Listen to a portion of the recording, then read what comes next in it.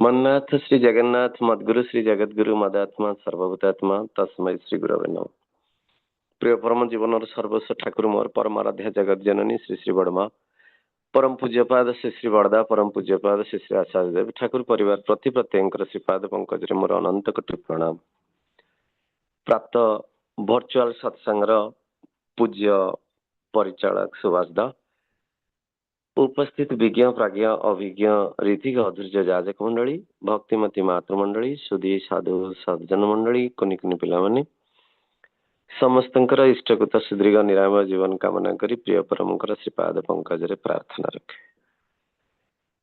सुंदर सद्ग्रंथ पाठ ठारू सुंदर भजन कीर्तन एवं परिचालकंकर सुदक्ष परिचालनागत योग्यता भितर देई सत्संग पूर्णांग हवाक जाउछि। तत्सहित एई सत्संग रे जो भाई और माँ माने तांकर प्रीति अर्घ्य निवेदन करिसेंती विभिन्न उद्देश्य रखकरी पारिवारिक मंगल ठारू सामाजिक मंगल एवं शारीरिक ठारू पर्सनाल ठारू प्रत्येक प्रोफेशनल पर्यंत प्रति प्रत्येकंकर प्रिय परमंकर श्रीपाद पंकज रे पूर्णराय प्रार्थना रखे। ये दयामय समस्तंकर हृदय कलश प्रेम शांति मैत्री सौहार्दता पारस्परिकता उदारतारे भरी दियंतु। विश्व शांति रे रहू सर्वे भवन्तु सुखी। सबुदिन भली पूज्य सुभाष दांकर एई प्रचेष्टा रे ओडिशा सत्संग विभिन्न प्रसंग भित्तिक आलोचना भितर देई जो आगे चली से क्रम रे आज आमे माने समस्त जानिछे प्रिय परमंकर प्रत्येक आचरण आम गोटे प्रकार उदाहरण कहले अत्युक्ति हम ना। तेणु से क्रम रे आज जो जनवरी 9 तारिख पुरपल्ली एवं सहर रे विदेश देश विदेश सबुआडे आज उत्सव मुखर होइछि, जोथि आमे माने समस्ते अवगत वन महोत्सव आपणी आचार्य धर्म अपरे शिखाई जो कथा कहले ठाकुर कहले my life is my message is my life. से जहाँ आचरण करती से उच्चारण जहाँ से उच्चारण करती से आचरण करती एवं से कहुए लोक शिक्षक। तेणु प्रत्येक समय जो मैंने प्रॉफिट जहाँ ठाकुर कहले all profit are same profit in different form. प्रत्येक जगह अवतार माने आसी थांती आम मान को एक आदर्श रे सुसंहत करी बांधी रखिबा तांकर उद्देश्य थाए। तेणु से क्रम रे प्रिय परमंकर जीवन लीला मध्य किछि कम नहे। तेणु गोटे कथा हमें माने जानिछे जो कथा कहा जाए work is worship duty is God. तेणु आम मानकर कर्म ही आम मानकर पूजा। तेणु ठाकुर कहउचंती देहर अवसान रे कर्मर अवसान शरीर थिया पर्यंत मनीष कर्म करवा उचित बोली नचेत ठाकुर जो पचरा ठाकुर कर्म आमर गोटे बयस अच्छी रिटायरमेंट ठाकुर से कथा कहउचंती जे से पर्यंत शरीर अच्छी से पर्यंत रिटायरमेंट नहीं। तेणु जति मनीष रिटायर्ड नहीं जाए ठाकुर कहउचंती सेति गोटे नियति क्रूर हो जाए एवं दुष्ट ग्रह माने सक्रिय हो जाती। तेणु से मृत्यु जल्दी तार पाखक चली आसे। तेणु से आमे सबु समय कर्मक्लांत जीवन अतिवाहित करी कर्मकांत जीवन रु टिके व्याहति पाइले we avail the leisure with lot of pleasures. तेणु से जीवन को सरस सुंदर मधुमय करने मनीष विभिन्न प्रकार उपाय अवलंबन करिथाए। विभिन्न प्रकार उपाय अवलंबन करिथाए तार जीवन को आउरी केमती सरस सुंदर मधुमय करियो। सेई क्रम रे मन पड़े नववर्षर उत्सव 1969 मसीहा कथा। जस्ट नववर्षर उत्सव सरी पूरा साफल्यमंडित होइछि उत्सव एवं से कर्मक्लांत जीवन टिके ପିତାଙ୍କୁ ବିରତି ଦେବା ପାଇଁ କନିଷ୍ଠ କନ୍ୟା ମା ସାଧନା ଦେବୀ ପିତାଙ୍କୁ ସେତିକିବେଳେ ନିବେଦନ କରିଛନ୍ତି ବନ ମହୋତ୍ସବ ବା ବଣଭୋଜିରେ ଯିବା ପାଇଁ। ଏବଂ କନିଷ୍ଠ କନ୍ୟାର ଅନୁରୋଧକୁ ରକ୍ଷା କରି ପ୍ରିୟ ପରମ ଯାଇଛନ୍ତି ମଧ୍ୟ ଏଇ ବନ ମହୋତ୍ସବରେ। ତେଣୁ ତାପରେ ଆପଣମାନେ ଜାଣିଛନ୍ତି ଯୋଉ କଥା ପୂଜ୍ୟ ସୁଭାଷ ଭାଇ କହୁଥିଲେ କାଲି ଯେ ବଣ ଭୋଜି ରଖିବି, ମୁଁ କହିଲି ନାଇଁ ଆଜ୍ଞା, ବନ ମହୋତ୍ସବ। ଆପଣମାନେ ଜାଣିଛନ୍ତି ଉତ୍ସବ, ମହୋତ୍ସବ, ବନ ମହୋତ୍ସବ। ତେଣୁ ମହୋତ୍ସବର ଉଦ୍ଦେଶ୍ୟ ଅଲଗା। ସେଥିପାଇଁ ପ୍ରିୟ ପରମଙ୍କର ଆଚରଣଟା ପ୍ରତ୍ୟେକଟି ଆଚରଣ ଗୋଟେ ବାର୍ତ୍ତା ବହନ କରେ। ଏଇ ଯୋଉ ମହୋତ୍ସବ, ବନ ମହୋତ୍ସବ, ବଣଭୋଜି ଭିତର ଦେଇକରି ବନ ମହୋତ୍ସବଟା ପାଳନ କରାଯାଉଛି।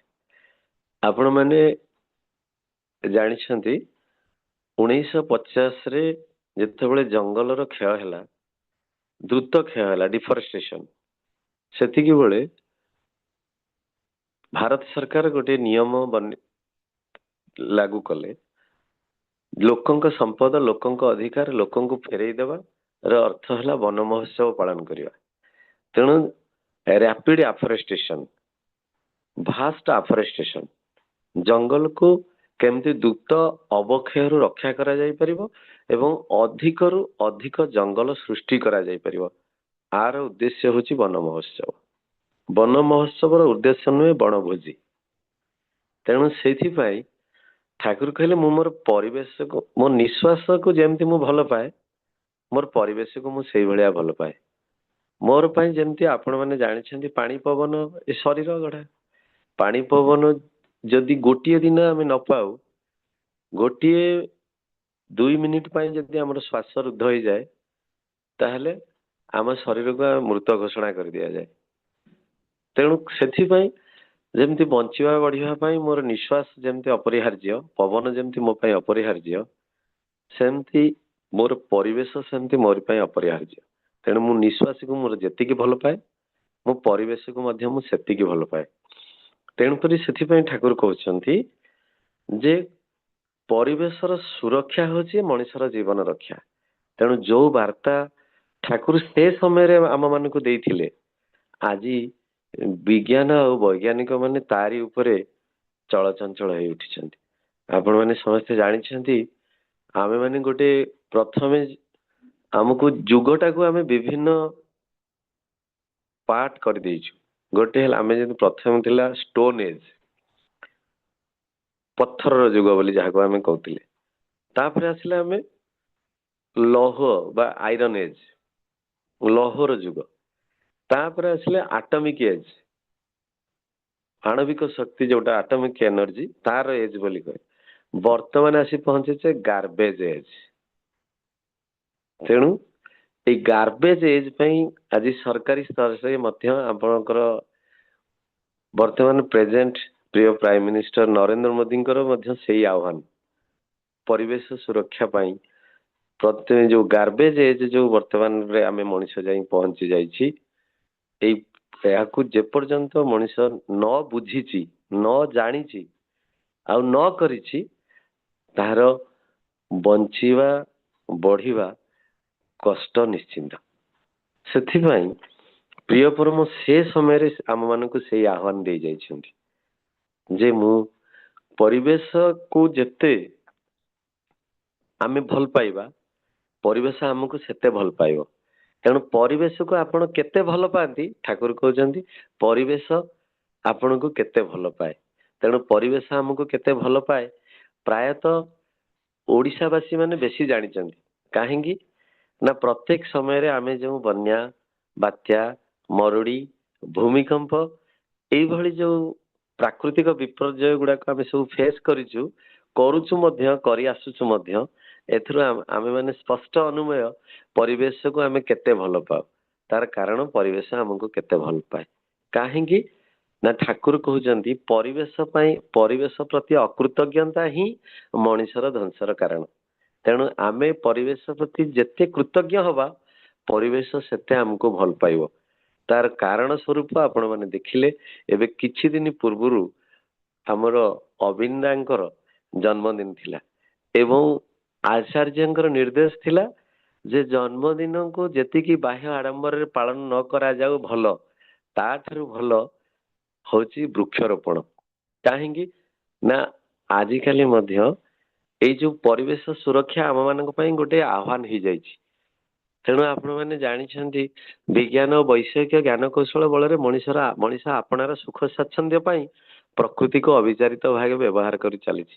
ପ୍ରାକୃତିକ ସମ୍ପଦରେ ଭୌତିକ ଶକ୍ତିର ପ୍ରୟୋଗ କରିକିରି ଆଜି ପ୍ରକୃତି କି ମଣିଷ ନଷ୍ଟ କରିଛି। ଭସ୍ମାସୁର ଭଳି ନିଜ ଗୋଡରେ ନିଜେ କୁରାଢି ମାରି ସେ ମରିବାକୁ ଯାଉଛି। ତେଣୁ ବୈଜ୍ଞାନିକ ମାନେ ଏହାକୁ ଗବେଷଣା କରିକିରି ଦେଖିଲେଣି ଯେ ଯଦି ଏ ବିଭିନ୍ନ ପ୍ରକାର ଯେକୌଣସି ପ୍ରକାର ପଲ୍ୟୁସନ ହଉ ତାର ମୂଳ କାରଣ କିଏ? ଠାକୁର କହୁଛନ୍ତି the man is the beginning and the man is the end. ଯାହା ଭଲ ହଉଛି ତାହା ମଣିଷ, ଯାହା ଭୁଲ ବି ହଉଛି ତାହା ମଣିଷ। ଯାହା ମଙ୍ଗଳ ତା ପଛରେ ମଣିଷ, ଯାହା ଅମଙ୍ଗଳ ତା ପଛରେ ମଣିଷ। ତେଣୁ ମଣିଷକୁ ଯଦି ସିଏ ସଜାଡି ଦିଆଯାଏ, ତେଣୁ ମଣିଷକୁ ଯଦି ଇଷ୍ଟ କେନ୍ଦ୍ରିକ କରି ଦିଆଯାଏ, ଆଚାର୍ଯ୍ୟ କେନ୍ଦ୍ରିକ କରି ଦିଆଯାଏ, ତାହେଲେ ତା ଭିତରେ ପ୍ରକୃତି ବା ପରିବେଶ ପ୍ରତି ସେଇ ଭଲ ପାଇବାଟା ସୃଷ୍ଟି ହବ। ତେଣୁ ପ୍ରକୃତି ପରିବେଶ ପ୍ରତି ଯେପର୍ଯ୍ୟନ୍ତ ଭଲ ପାଇବା ସୃଷ୍ଟି ନ ହେଇଛି, ତେଣୁ ଠାକୁର କହୁଛନ୍ତି ପ୍ରକୃତି ପ୍ରତି ଅକୃତଜ୍ଞତା ହିଁ ତ ଆମର ଧ୍ୱଂସର କାରଣ। ତେଣୁ ସେଥିପାଇଁ ଆମକୁ କଣ କରିବାକୁ ପଡିବ? ଆପଣ ମାନେ ଜାଣିଛନ୍ତି ଚାର୍ଲସ ଡାରୱିନଙ୍କର ସେଇ ଯୋଉ କଥା ତଥ୍ୟ, ମଣିଷ ହଉଛି ମାଙ୍କଡର ବଂଶଧର। ଆଦିମ ମଣିଷ ବା ଆଦିମ ମଣିଷ ହଉଛି ମାଙ୍କଡର ଅନ୍ୟ ନାମ ବୋଲି କୁହାଯାଏ।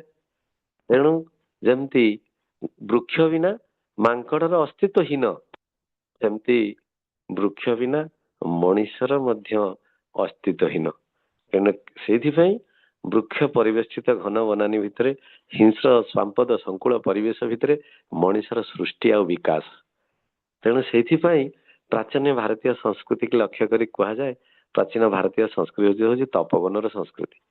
ତପବନର ସଂସ୍କୃତିର ଅର୍ଥ ହଉଛି ମୁନି ଋଷି ମାନଙ୍କର ସେଇ ଯୋଉ ମାନେ ବୃକ୍ଷ ପରିବେଷ୍ଟିତ ଘନ ବନାନୀ ଭିତରେ ହିଂସ୍ର ସମ୍ପଦ ସଂକୁଳ ପରିବେଶ ଭିତରେ ମୁନି ଋଷି ମାନଙ୍କର ପ୍ରତ୍ୟକ୍ଷ ତତ୍ତ୍ୱାବଧାନରେ ଆମେ ମାନେ ଗୁରୁକୁଳ ଆଶ୍ରମରେ ରହିକରି ଶିକ୍ଷା ପ୍ରାପ୍ତ ହଉଥିଲେ। ପରବର୍ତ୍ତୀ ସମୟରେ ସେଇ ଶିକ୍ଷାକୁ ଆମେ ଆୟୁଧ କରି ଆମେ ବୁଝିପାରିଲୁ ଯେ ଏଇ ପ୍ରତ୍ୟେକଟି ଜୀବ ଜନ୍ତୁ କୀଟ ପତଙ୍ଗଙ୍କର ସୁରକ୍ଷା ହଉଛି ଆମ ମାନଙ୍କର ସୁରକ୍ଷା। ତେଣୁ ଯେ ପର୍ଯ୍ୟନ୍ତ ମଣିଷ ଯୋଉ କଥା ଠାକୁର କହିଲେ live and let others live, ତେଣୁ ସେ ପରିଭାଷାଟାକୁ ନ ବୁଝିଛି ଯେ ପର୍ଯ୍ୟନ୍ତ ଅନ୍ୟର ମଙ୍ଗଳ ପ୍ରସ୍ତୁତି ହିଁ ମୋର ମଙ୍ଗଳ ପ୍ରସ୍ତୁତି। ସମସ୍ତେ ଯଦି ଯେ ପର୍ଯ୍ୟନ୍ତ ଜୀବଜନ୍ତୁ କୀଟ ପତଙ୍ଗ ବୃକ୍ଷଲତା ଏମାନେ ଶାନ୍ତିରେ ନାହାନ୍ତି ମାନେ ମୁଁ ଶାନ୍ତିରେ ରହିପାରିବିନି।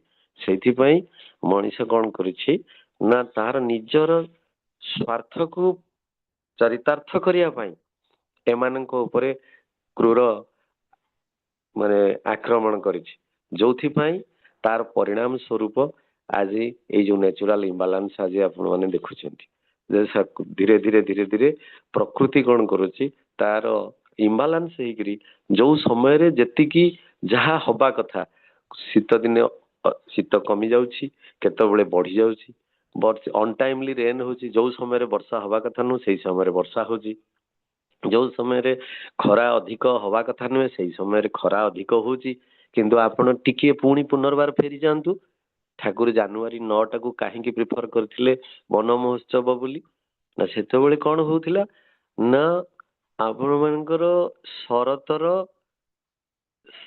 ଶେଷ, ବସନ୍ତର ଆଗମନ, ସେଥିରେ କଣ ମାନେ ପୁରା ବନ ବୃକ୍ଷରାଜି ପୁରା ପଲ୍ଲବିତ ହେଇକିରି ଥାନ୍ତି। ନା ବର୍ଷା ହୁଏ, ନା ଅତ୍ୟଧିକ ଶୀତ ହୁଏ, ନା ଅତ୍ୟଧିକ ଖରା ହୁଏ। ଏଇଟା ହଉଛି ମିଡ୍ ସମୟ, ଯୋଉ ଦିନ ନା ଅତ୍ୟଧିକ ବର୍ଷା ହବ, ନା ଅତ୍ୟଧିକ ଖରା ହବ, ନା ଅତ୍ୟଧିକ ଶୀତ ହବ। ତେଣୁ ସେତିକିବେଳେ ପ୍ରକୃତି ତାର ବାଲାନ୍ସ ଥାଏ। ତେଣୁ ସେଇ ପ୍ରକୃତି ବାଲାନ୍ସ ରହିଲେ ଆମ ମାନଙ୍କର ଲାଇଫ ବାଲାନ୍ସ ରହିବ। ପ୍ରକୃତି ଯଦି ବାଲାନ୍ସ ନ ରୁହେ ଆମ ମାନଙ୍କର ଲାଇଫ ବାଲାନ୍ସ ରହିପାରିବନି ବୋଲି ସେଇ ଦିନୁ ଠାକୁର ଆମ ମାନଙ୍କୁ ସେଇ ବାର୍ତ୍ତା ଦେଇଥିଲେ। ତେଣୁ ଆମେ ମାନେ କଣ କଲେ ନା ଆମେ ସମସ୍ତେ ଜାଣିଛେ ଆମେ ଯୋଉ ମାଟି ପାଣି ପବନ ଆକାଶ ଦିଗ୍ବଳୟ ମଝିରେ ରହୁଛେ ଆମେ ତାକୁ ପରିବେଶ ବୋଲି କହୁଛେ। ସେ ପରିବେଶକୁ ଆମେ ଦୁଇ ଭାଗରେ ବିଭକ୍ତ କରିଦେଲେ, ପାର୍ଥିବ ପରିବେଶ ଏବଂ ଜୈବ ପରିବେଶ। ତେଣୁ ଯେତେ ମାନେ ସୂର୍ଯ୍ୟ ଚନ୍ଦ୍ର ଗ୍ରହ ନକ୍ଷତ୍ର ଛିଡ଼ା ଏମାନେ ସବୁ ହେଲେ ପାର୍ଥିବ ପରିବେଶ। ତେଣୁ ଏଇ ଯୋଉ ଜୀବ ଜଗତ କୀଟ ପତଙ୍ଗ ବୃକ୍ଷରାଜି ଏମାନେ ଜୈବ ପରିବେଶ। ତେଣୁ ଏ ଜୈବ ପରିବେଶ ଆଉ ପାର୍ଥିବ ପରିବେଶ ପରସ୍ପର ଅନୁପୂରକ ଆଉ ପରିପୂରକ। ତେଣୁ ପ୍ରତ୍ୟେକଙ୍କର ଦାୟିତ୍ୱ ଆଉ କର୍ତ୍ତବ୍ୟ ରହିଛି। କିନ୍ତୁ ପ୍ରତ୍ୟେକଙ୍କ ଭିତରେ ସବୁଠାରୁ ଠାକୁର ଯୋଉଟା କହିଲେ ମଙ୍ଗଳର ଅଧିକାରୀ ହଉଛି ମଣିଷ, ଅମଙ୍ଗଳ ବି ମଣିଷ। ତେଣୁ ଭୁଲ କରେ ମଣିଷ, ଭଲ ହେଲେ ବି ସେଇ କରୁଛି ମଣିଷ। ଅନ୍ୟ କୌଣସି ଜୀବଜନ୍ତୁ ଆମର ପରିବେଶକୁ କ୍ଷତି କରନ୍ତି ନାହିଁ। ତେଣୁ ସେଇଥିପାଇଁ ଆସ୍ତେ ଆସ୍ତେ କଣ ହେଲା ନା ଆମ ମାନଙ୍କର ଏଇ ଯୋଉ ବିକୃତ ମାନସିକତା ଯୋଗୁ ଆମେ କହୁଛେ ଯେ science is knowledge, knowledge is power, but same power is use in destructive purposes. ତେଣୁ ମଣିଷର ଅଜ୍ଞାନ ଯୋଗୁ ବିଜ୍ଞାନ ଆଜି ଧ୍ୱଂସର କାରଣ ହେଇଛି। ତେଣୁ ସେଥିପାଇଁ ଆମେ ମାନେ କଣ କଲେ ନା ଆମେ ମାନେ ହଳଦୀ ନାଁରେ ବିକ ଟର୍ମେରିକ ୟୁଜ କଲେ ଏବଂ ଚନ୍ଦନ ନାଁରେ ବିଭିନ୍ନ କୃତ୍ରିମ କ୍ରିମ ୟୁଜ କଲେ ଏବଂ ପରିବେଶର ମାନେ କୁ ବିଭିନ୍ନ ପ୍ରକାର କଳକାରଖାନା ମାନେ ବିଭିନ୍ନ ପ୍ରକାର ଘରର ଆସବାବପତ୍ର ଆଉ ବିଭିନ୍ନ ପ୍ରକାର ମାନେ ଆମର ମାନେ ସଭ୍ୟତା ଆଉ ସଂସ୍କୃତିକୁ ରଙ୍ଗୀନ କରିବା ପାଇଁ, ଆଲୋକିତ କରିବା ପାଇଁ ଆମେ ବିଭିନ୍ନ ପ୍ରକାର ଆର୍ଟିଫିସିଆଲ ଜିନିଷ ସୃଷ୍ଟି କଲେ। ତେଣୁ ପ୍ରାକୃତିକ ପରିବେଶ ସହିତ କୃତ୍ରିମ ପରିବେଶ ମିଶିଗଲା ପରେ ଆମର ଷ୍ଟାର୍ଟ ହେଇଗଲା ପଲ୍ୟୁସନ। ତେଣୁ ଯୋଉଥିପାଇଁ ତାର ପ୍ରତିକାର ସ୍ୱରୂପ ଆମ ମାନଙ୍କୁ ବର୍ତ୍ତମାନ ମହା ସଙ୍କଟକୁ ଠେଲି ଦଉଛି। ଆପଣ ମାନେ ଚିନ୍ତା କରନ୍ତୁ, ଯେତେବେଳେ ପୃଥିବୀ ମାନେ ଆମର ଭାରତ କଥା ଯଦି ଆମେ ଚିନ୍ତା କରିବା 76% ଥିଲା ସେଇ ସମୟରେ ଜଙ୍ଗଲ। ବର୍ତ୍ତମାନ ଧୀରେ ଧୀରେ ଆମର ଯୋଉ ଅନରେଗୁଲେଟେଡ କଟିଂ ଅଫ ଟ୍ରିଜ, ଅବିଚାରିତ ଭାବେ ଆମେ ଯୋଉ ଜଙ୍ଗଲକୁ ନଷ୍ଟ କରି ଚାଲିଛେ, ଗଛକୁ ବୃକ୍ଷରାଜିକୁ କାଟି ଚାଲିଛେ, ସେଥିପାଇଁ ବର୍ତ୍ତମାନ ପରିସଂଖ୍ୟାନ ଅନୁସାରେ ଆସିକରି ପହଞ୍ଚି ଗଲାଣି 12%। କିନ୍ତୁ 1931 ଜନଗଣନା ଅନୁସାରେ ଆମର ଲୋକ ସଂଖ୍ୟା ଥିଲା, ଭାରତର ଲୋକ ସଂଖ୍ୟା ଥିଲା ମାତ୍ର 21 କୋଟି। ବର୍ତ୍ତମାନ ଦେଖନ୍ତୁ 2026ରେ ଆସିକରି 150 କୋଟି ପହଞ୍ଚି ଗଲାଣି। 1931ରେ ଥିଲା 21 କୋଟି, ବର୍ତ୍ତମାନ 1,500 କୋଟି। ଯଦି ସେ ଦୃଷ୍ଟିରୁ ଆପଣ ଦେଖିବେ ତାହେଲେ ଜଙ୍ଗଲ ଥିଲା 76%, ବର୍ତ୍ତମାନ ଆସି ପହଞ୍ଚିଲାଣି 12%। ତେଣୁ ଜନସଂଖ୍ୟା ଦ୍ରୁତ ଗତିରେ ବୃଦ୍ଧି ଚାଲିଛି। ତେଣୁ ସେଥିପାଇଁ ଖାଦ୍ୟ ସମସ୍ୟା, ବସ୍ତ୍ର ସମସ୍ୟା, ବାସଗୃହ ସମସ୍ୟା, ଶିକ୍ଷା, ଗମନାଗମନ ବିଭିନ୍ନ ପ୍ରକାର ସମସ୍ୟା ଆଜି ମୁଣ୍ଡ ଟେକିଛି। ଏଇ ସମସ୍ୟାର କାରଣ କିଏ ନା କାରଣ ହଉଛି ମଣିଷ। ତେଣୁ ସେଇ ମଣିଷ ଆଜି ନିଜର ମାନେ ଏଇ ସୁଖ ପାଇଁ, ସମୃଦ୍ଧି ପାଇଁ, ତେଣୁ ସେ କଣ କରିଛି ନା ପ୍ରକୃତିକୁ ଅବିଚାରିତ ଭାବେ ଧ୍ୱଂସ କରିକି ଚାଲିଛି। ଯାହାର ଆପଣ ମାନେ ଯଦି ଆହୁରି ଗୋଟେ ପରିସଂଖ୍ୟାନ ଦେଖିବେ, ପୃଥିବୀର ମାନେ ଜନସଂଖ୍ୟା ହଉଛି ଭାରତର ଜନସଂଖ୍ୟା ଯଦି ପୃଥିବୀ ମାନେ ୱାର୍ଲଡ ଷ୍ଟାଟିଷ୍ଟିକ୍ସ ଅନୁସାରେ 15%। ତେଣୁ ସେଇ ଦୃଷ୍ଟିରୁ ଆମ ମାନଙ୍କର ଜଙ୍ଗଲ ସଂଖ୍ୟା ହଉଛି ମାତ୍ର 2%। ତେଣୁ 15% ମାନେ ପପୁଲେସନ ରୁ 2% ହଉଛି ଆମର ମାନେ ଜଙ୍ଗଲ। ତେଣୁ ସେଇ ପ୍ରପୋର୍ସନେଟଲି ଆପଣ ଯଦି ଚିନ୍ତା କରିବେ, ତା ଦେହରୁ ମଧ୍ୟ ଆସିକିରି ଆମର କେଉଁ ମାନେ ଡ୍ରାଷ୍ଟିକ ଲୋ ହେଇଗଲାଣି ଜଙ୍ଗଲ ସଂଖ୍ୟା। ତେଣୁ ଧୀରେ ଧୀରେ କଣ ହଉଛି ନା ଆପଣ ମାନେ ଜାଣିଛନ୍ତି ଯୋଉ ଡିଫରେଷ୍ଟେସନ ଯୋଗୁ ଧୀରେ ଧୀରେ ବାୟୁମଣ୍ଡଳରେ ଅକ୍ସିଜେନ ଲେବୁଲ ଟା କମି ଆସିଲାଣି। ତେଣୁ ଅକ୍ସିଜେନ ଲେବୁଲ କମିଲେ ଅବଭିୟସଲି ଆମର କଣ ନା କାର୍ବନ ଡାଇଅକ୍ସାଇଡ ବଢି ଚାଲିବ। କାହିଁକିନା ଏଇଟା ହଉଛି ବୃକ୍ଷର କାମ ହଉଛି ଅକ୍ସିଜେନକୁ ବୃଦ୍ଧି କରିବା ଏବଂ କାର୍ବନ ଡାଇଅକ୍ସାଇଡ କୁ କମେଇବା। ତେଣୁ ସେଇ ପ୍ରପୋର୍ସନେଟଲି ଯଦି ଜଙ୍ଗଲଟା କମି ଯିବ, ତେଣୁ ଆମର କାର୍ବନ ଡାଇଅକ୍ସାଇଡ ବି ସେଇ ମାତ୍ରାରେ ବଢି ଚାଲିଲା। କାହିଁକିନା ଆମର ବିଭିନ୍ନ ପ୍ରକାର କଳକାରଖାନା, ଏଇ ଯୋଉ ଭେହିକୁଲାର ଏମିସନ ଗାଡି ଚାଲୁଛି। ତେଣୁ ଦେଖାଯାଉଛି ଗୋଟିଏ ମିନିଟରେ 1135 ଜଣ ଲୋକ ଯେତିକି ଅକ୍ସିଜେନ ନିଅନ୍ତି, ଗୋଟିଏ ମିନିଟରେ ଗୋଟିଏ ଗାଡି ସେତିକି କାର୍ବନ ଡାଇଅକ୍ସାଇଡ ଛାଡେ। ତେଣୁ ପ୍ରପୋର୍ସନେଟଲି ଚିନ୍ତା କରନ୍ତୁ ଆମର ବୃକ୍ଷର ଆବଶ୍ୟକତା କେତେ ରହିଛି। ତେଣୁ ସେଇଥିପାଇଁ ଆପଣ ମାନେ ଜାଣିଛନ୍ତି ଏଇ ଯୋଉ କରୋନା ହେଲା, କରୋନାରେ କେତେ ଲୋକ ଅକ୍ସିଜେନ ଅଭାବରୁ ଚାଲିଗଲେ, କେତେ ବଡ ବଡ ଲୋକ ଅକ୍ସିଜେନ ଅଭାବରୁ ଚାଲିଗଲେ। तेणु जदि आम से प्रपोर्शनेटली देखा गोटे सुंदर कथा मन पड़े थे यहाँ परहाप्स से समय कोरोना समय कथा नॉर्थ ईस्ट रे जड़े ऋतिक देवता को कोरोना होता से कोरोना समय रे गोटे प्राइवेट हॉस्पिटल रे एडमिट होते 15 दिन ऑक्सीजन कॉस्ट पड़ता 7 लाख टंका जितेबाला से हॉस्पिटल रु तांकर ऑक्सीजन लेवल बालांस को आसिला जो हॉस्पिटल रु से डिस्चार्ज हेले सेतेबेले से देखिले तांकर ऑक्सीजन रो जो कॉस्ट होती 7 लाख टंका तेणु 7 लाख टंकार बिल देखिक से भो भो बाजी हॉस्पिटल रे कांदिले जितेबाला एत जोर से कांदा को आरंभ कले तेणु हॉस्पिटल समस्त स्टाफ दौड़ी पलि आसिले जे मौसा कहीं आप कांदुचंती से किसी आउ उत्तर न कही खाली भो भो बाजी कांदुचंती तेणु तापर कौन होती ना किसी समय जो से पुणी माने कांदटा बंद हो जाइए तापर से तुरंत कौन कर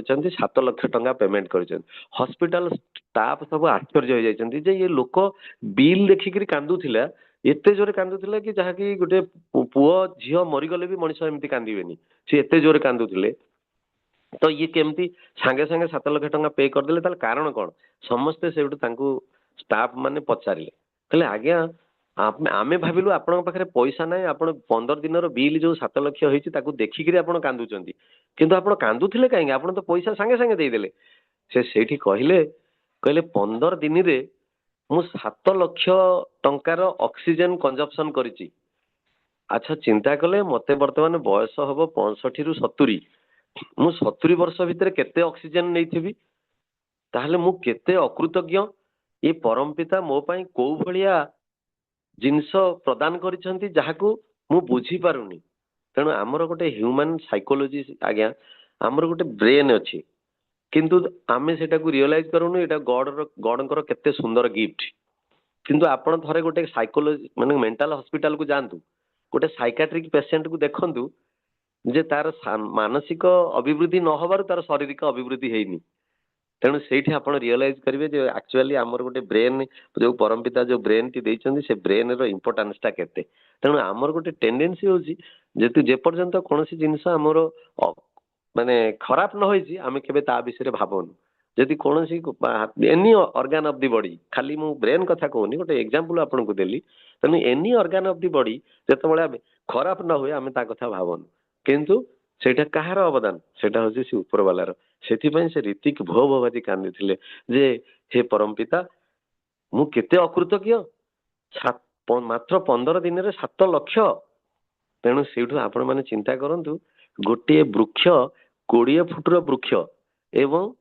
2 फुट तार व्यासार्ध 2 मीटर व्यासार्धर वृक्ष 50 वर्ष आपातत बंचे से 50 वर्ष बंचा भीतर देकर से 50 टन ऑक्सीजन हमको प्रदान करे जार आनुमानिक मूल्य हूँ 2.5 लाख टंका तेणु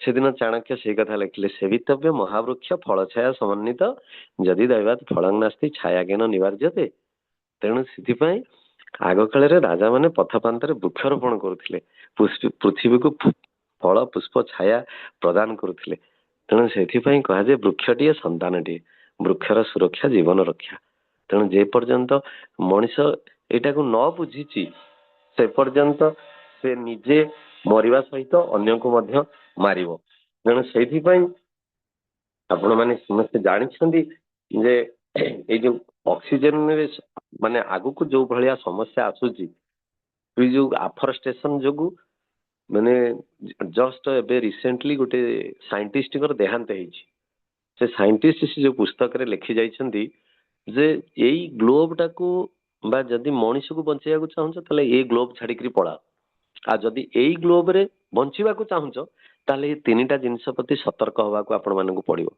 गोटे हला कोन ना प्रथम हला ग्लोबल वार्मिंग आज देखंतु ए जो ऑक्सीजन प्रॉब्लम जोगु ग्लोबल वार्मिंग आज चरम रे आज किछि दिन भीतर देखंतु टेम्परेचर जाइकरी को अवस्था रे पहुंचलानी आगु को एप्रिल मास मे मास रे टेम्परेचर को अवस्था रे पहुंचलानी आम शैशव रे टेम्परेचर कौन थिला वर्तमान टेम्परेचर को अवस्था रे पहुंचलानी तेणु जेमती माछ जेमती जियंता माछ को पानी गरम पानी रे जेमती रखिले से आउ सेतु बाहरी करी जे ଯାଇପାରିବନି ବା ପାଣିରେ ରଖି ତାକୁ ଗରମ କଲେ ସେ ସେଥିରୁ ବାହାରିକି ଯାଇପାରିବନି। ଯଦି ଆମେ ସିଧା ଗରମ ପାଣିଟାରେ ପକେଇଲେ ହୁଏତ ଆମେ ବାହାରି ଯାଇପାରିବା। ଗୋଟେ ମାଙ୍କଡକୁ ଯଦି ଗୋଟେ ଗରମ ପାଣିରେ ପକେଇବ ସେ ଡେଇଁକିରି ପଳେଇବ। କିନ୍ତୁ ଧୀରେ ଧୀରେ ଧୀରେ ଧୀରେ ଯେମିତି ମାଙ୍କଡକୁ ଥୋଇକିରି ପାଣି ଗରମ ପାଣିରେ ବା ପାଣିରେ ଥୋଇକିରି ପାଣିଟାକୁ ଗରମ କଲେ ଯେମିତି ମାଙ୍କଡର ଅବସ୍ଥା ହୁଏ, ବର୍ତ୍ତମାନ ଆମ ମାନଙ୍କର ଅବସ୍ଥା ସେଇଭଳିଆ ହୋଇଛି। ତେଣୁ ଆସ୍ତେ ଆସ୍ତେ ଆସ୍ତେ ଆସ୍ତେ କଣ ହବ ନା ଗ୍ଲୋବାଲ ୱାର୍ମିଂ ହେଇକିରି ଏ ଯୋଉ ଗ୍ଲାସିଆଲ ଆଇସ୍ ନର୍ଦର୍ନ ହେମିସ୍ଫିୟରରେ ଯୋଉ ଗ୍ଲାସିଆର ଆଇସ୍ ଗୁଡାକ ରହିଛି ଡିପୋଜିଟ୍ ହେଇଛି ସେ ଧୀରେ ଧୀରେ ରିଟ୍ରିଟ୍ ହବାକୁ ଲାଗିଲାଣି। ତେଣୁ ସାଇଣ୍ଟିଷ୍ଟ ମାନେ ଆକଳନ କଲେଣି ଯଦି ଏଇ ପ୍ରକାର ଗ୍ଲାସିଆଲ ଆଇସ୍ ଗୁଡାକ ରିଟ୍ରିଟ୍ କରେ ତାର ସମୁଦ୍ରର ଜଳପତନ 300 ଫୁଟ ଅଧିକ ବଢି ଯାଇପାରେ। ତେଣୁ ଯଦି ବଢେ 300 ଫୁଟ ଯଦି ଜଳସ୍ତର ବଢେ ତାହେଲେ ପୃଥିବୀ ଜଳମଗ୍ନ ହେଇଯିବାର ବହୁତ ଶୀଘ୍ର ଚାନ୍ସ ଅଛି। ତେଣୁ ଆପଣମାନେ ସିମ୍ପଲି ଇମାଜିନ କରନ୍ତୁ ବର୍ତ୍ତମାନ ଆମେ କୋଉ ଭଳିଆ ମାନେ ଘୋର ସଂକଟର ସମ୍ମୁଖୀନ ହବାକୁ ଯାଉଛୁ। ତେଣୁ ସେଇ ସାଇଣ୍ଟିଷ୍ଟ ମଧ୍ୟ ସେ ତାଙ୍କ ପୁସ୍ତକରେ ଏଇ ଜିନିଷକୁ ଉଲ୍ଲେଖ କରି ଯାଇଛନ୍ତି। ଯଦି ଆମେମାନେ ଯୋଉ କଥା ଯୋଉ ଆଚାର୍ଯ୍ୟ ଦେବଙ୍କର ଯୋଉ ଆହ୍ୱାନ ଆସିଛି ବର୍ତ୍ତମାନ, ତେଣୁ ଯଦି ଆମେ ବୃକ୍ଷରୋପଣ ନ କରିବା ବା ପ୍ରିୟ ପରମ ସେ ଦିନରୁ ଯୋଉ ବାର୍ତ୍ତା ଦେଇ ଯାଇଛନ୍ତି ବନ ମହୋତ୍ସବ ପାଳନ କରିକିରି ଆମମାନଙ୍କୁ ଯୋଉ ବାର୍ତ୍ତା ଦେଇ ଯାଇଛନ୍ତି ବୈଜ୍ଞାନିକ ମାନେ ଏବେ ତାକୁ ଚିନ୍ତା କରୁଛନ୍ତି।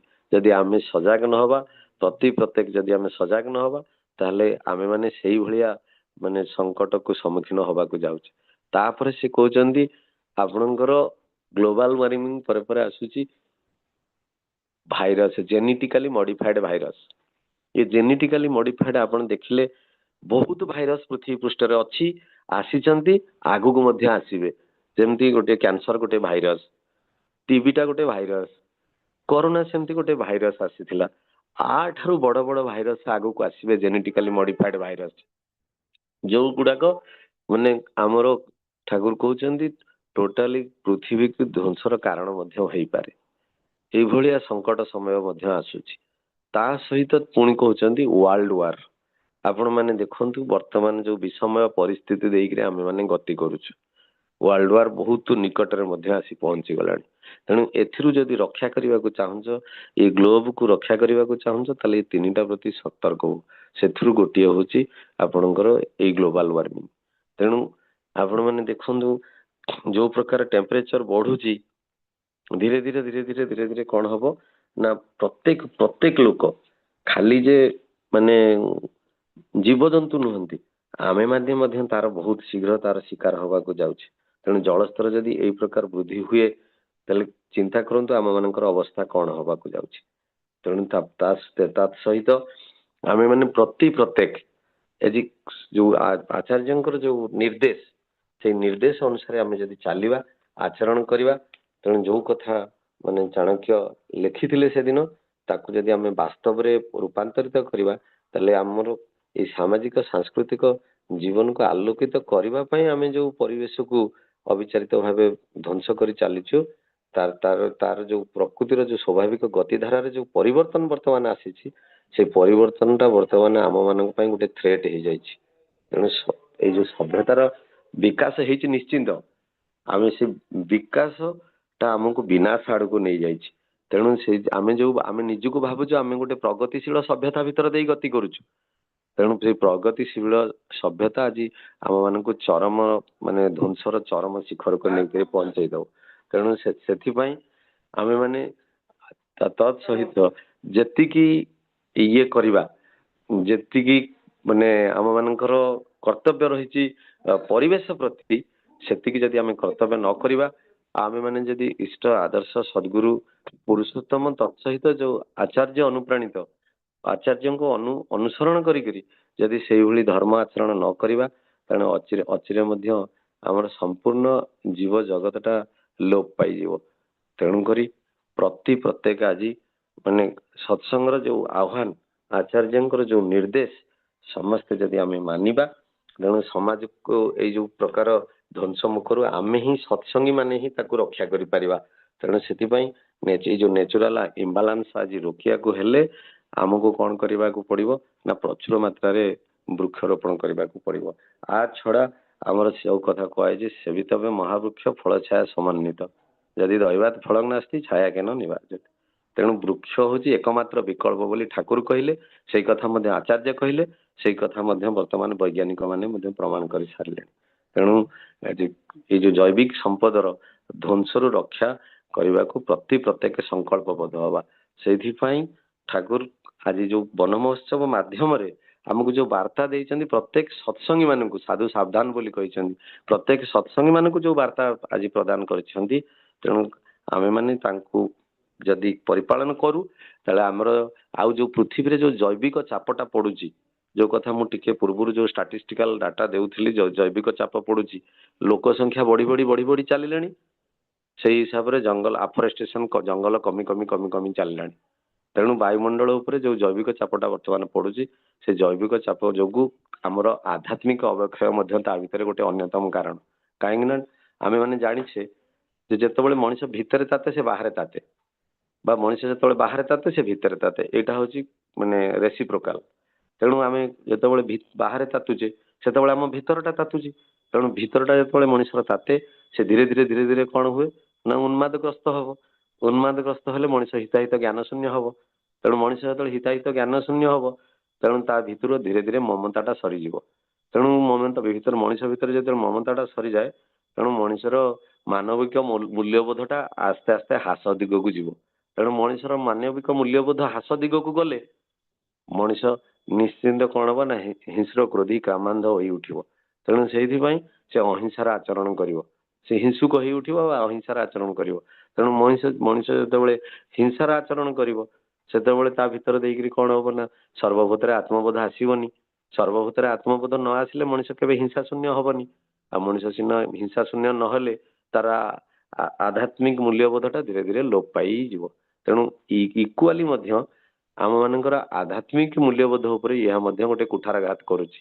जदि आम यार प्रतिकार चाहूचे आमको जो आध्यात्मिक जगत में आमको निजक वृद्धि करने को चाहिए जो कथा कहले all in one Ramakrishna Paramahamsa कहते all in one one in all समस्त भितर देखा भितर समस्ते देखा ताले से समस्ते किए से समस्ते होचंदी पूरा ये जो 44 लाख जोनी जीव जंतु कीट पतंग समस्ते मोर परिवार गोटे सदस्य बोली आमको भाविया पड़ो जे पर्यंत मुझे भावना मो मन भितर आसनी से पर्यंत मोर माने मु निजे जो कथा टिके पूर्व कहती भस्मासुर भली मु निज गोड़े निजे कुराड़ी मारी मरवा मोर सार हम तेणु से प्रिय परम जो वार्ता आम मान पाखे आज पहुंचेले प्रत्येक दिग मनुष्यर शारीरिक हो तार मानसिक हो तार सामाजिक हो तार माने इकोनॉमिकल दिग हो बा अर्थनैतिक दिग हो सबू दिग गुड़ाक आज प्रभावित होगा जाऊँगी एकमात्र माध्यम हूँ यही प्रकार माने परिवेश प्रति मनुष्यर जो अकृतज्ञता तेणु आपण मैंने देखु वर्तमान जो स्थिति पहुँचला जदि आमे माने से माने यही क्रम जदि गति करू ताले आम मैंने गोटे स्लो पॉइजन देकर जमी आम मान को मरा जाए तेणु आम मानकर माने से भाया अवस्था आसिक पहुंची जीव तेणु ये जो सांस्कृतिक जीवन को जेते आमे आलोकित करवा किंतु प्राकृतिक परिवेश को माने सांगे नहीं ताकू माने क्षति करी नुहे तेणु से जीव जंतु कीट पतंग समस्त सुरक्षा सहित क्लाइमेट रो सुरक्षा आम मानकर गोटे माने अपरिहार्य अंग बोली आमे भाविबा जो कथा ठाकुर कहले जे निश्वास को जमती भल पाए सेमती परिवेश को मते भल पाइबा पड़ो तेणु से परिवेश जदि मोर माने जो कथा ठाकुर कहले जे समाज उन्नति ही मोर उन्नति सामाजिक मंगल ही मोर हूँ मंगल जे पर्यंत समाज सुस्थ ना परिवेश सुस्थ ना मुझे पर्यंत सुस्थ रही पारे यही सुस्थतार वार्ताटा आचार्य देव जोटा जो अविंदांकर जन्मदिन भितर देकर आमको देइछंती से सुस्थतार वार्ताटा प्रचार करबा केमिति ना एक्चुअली ये जन्म ये जो वन महोत्सवटा गोटे दिन नुहे ये वन महोत्सव केमिति सार्थक हम आपण मैंने तार टिके ऊर्ध्व को आमको गले प्रत्येक लोक आम केते लोक जदि भारत कथा चिंता करा जाए आम 150 कोटी लोक आम 150 कोटी लोक आटलिस्ट निज जन्मदिन रे जदि ଗୋଟିଏ ଗୋଟିଏ ବୃକ୍ଷରୋପଣ କରିବା ତାହେଲେ ପ୍ରତ୍ୟେକ ବର୍ଷ ଆମେ 150 କୋଟି ବୃକ୍ଷରୋପଣ କରାଯାଇ ପାରିବ। ତେଣୁ ମୁଁ ଯୋଉ କଥା ଟିକେ ପୂର୍ବରୁ କହୁଥିଲି, ଗୋଟିଏ ବୃକ୍ଷ 50 ଟନ ଅକ୍ସିଜେନ ପ୍ରଦାନ କରୁଛି।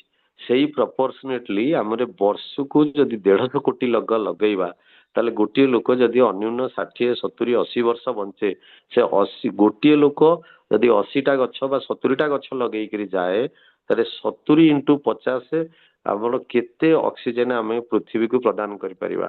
ତେଣୁ ସେ ଏଇ କ୍ରମରେ ଯଦି ପ୍ରତ୍ୟେକ ଭାରତୀୟ ଯଦି ଆମେ ଯଦି ଆଗ ଚେଞ୍ଜ ହବା, ସେଇଥିପାଇଁ କୁହାଯାଇଛି, ଜିମରନଙ୍କର ଗୋଟେ ସୁନ୍ଦର କଥା ଅଛି, the best gift to give somebody is your personal development.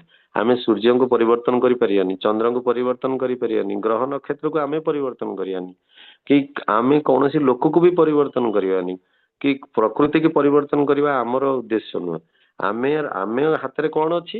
ମୋ ହାତରେ ଅଛି ମୁଁ ନିଜକୁ ପରିବର୍ତ୍ତନ କରିବି। ତାହେଲେ ମୁଁ ନିଜକୁ ପରିବର୍ତ୍ତନ କରିବା ସହିତ ମୋର ଆଜି ଆମ ଭାରତୀୟ ମାନେ ଯଦି ପ୍ରତ୍ୟେକ ବଦଳିଯିବା, ତାହେଲେ ଆମକୁ ଦେଖିକିରି ବିଶ୍ୱ ବଦଳିବ। ତେଣୁ ଆମେ ମାନେ ମଧ୍ୟ ବିଶ୍ୱଗୁରୁର ଯୋଉ ସାର୍ଥକତା ଲାଭ କରିପାରିବା। ତେଣୁ ସୋ ଚେଞ୍ଜ ହେଲେ ବିଶ୍ୱ ଚେଞ୍ଜ ହୁଏ। ତାହେଲେ ମୁଁ ପ୍ରଥମେ ମୋ ନିଜକୁ ଚେଞ୍ଜ କରିବି। ତେଣୁ ମୋରି ନିଜର ଜନ୍ମଦିନରେ ମୁଁ ଆଜିଠାରୁ ଏଇ ବନ ମହୋତ୍ସବରେ ଆମେ ପ୍ରତ୍ୟେକ ସତ୍ସଙ୍ଗୀ ମାନେ ଆଟଲିଷ୍ଟ ସଂକଳ୍ପ ନେବା, ପ୍ରତ୍ୟେକ ଲୋକ ତାର ନିଜର ଜନ୍ମଦିନରେ ଗୋଟିଏ ବୃକ୍ଷ ରୋପଣ କରିବ। ଖାଲି ସେଇଟା ଅବିନ୍ଦାଙ୍କର ଜନ୍ମଦିନରେ ନୁହେଁ, ସେଇଟା ହଉଛି ପ୍ରତ୍ୟେକ ଲୋକ ନିଜର ଜନ୍ମଦିନରେ ଆଟଲିଷ୍ଟ ନିଜର ବାଡି ବଗିଚା ହଉ କିମ୍ବା ସ୍କୁଲ ହଉ ବା କଲେଜ ହଉ ବା କୌଣସି ଜାଗାରେ ହଉ, ସେ ଗୋଟିଏ ବୃକ୍ଷ ଯଦି ରୋପଣ କରେ, ତାହେଲେ ଆମେ କେତେ ବଡ ଅକୃତଜ୍ଞତା ପାପରୁ, ଠାକୁର କହିଲେ ଗୋ ହତ୍ୟା, ନର ହତ୍ୟା, ଭ୍ରୂଣ ହତ୍ୟା ସବୁଠାରୁ ବଡ ପାପ ହଉଛି ଅକୃତଜ୍ଞତା। ତେଣୁ ଆମେ କେତେ ବଡ ଅକୃତଜ୍ଞତାରୁ ରକ୍ଷା କରିପାରିବା ନିଜକୁ ଏବଂ ଇଏ ସମାଜକୁ ମଧ୍ୟ। ତେଣୁ ଆଜି ପ୍ରତ୍ୟେକଙ୍କୁ ସେଇ ଆହ୍ୱାନ ଆସିଛି, ଆମେ ପ୍ରତ୍ୟେକ ସଜାଗ ହବା, ସଜାଗ ହେଇକିରି ଏ ପୃଥିବୀ ଧରାକୁ ପୁଣି ମାନେ ସୁଫଳା ସୁଜଳା କରି ଗଢି ତୋଳିବା। ବନ୍ଦେ ପୁରୁଷୋତ୍ତମ। ଜୟ ଗୁରୁ।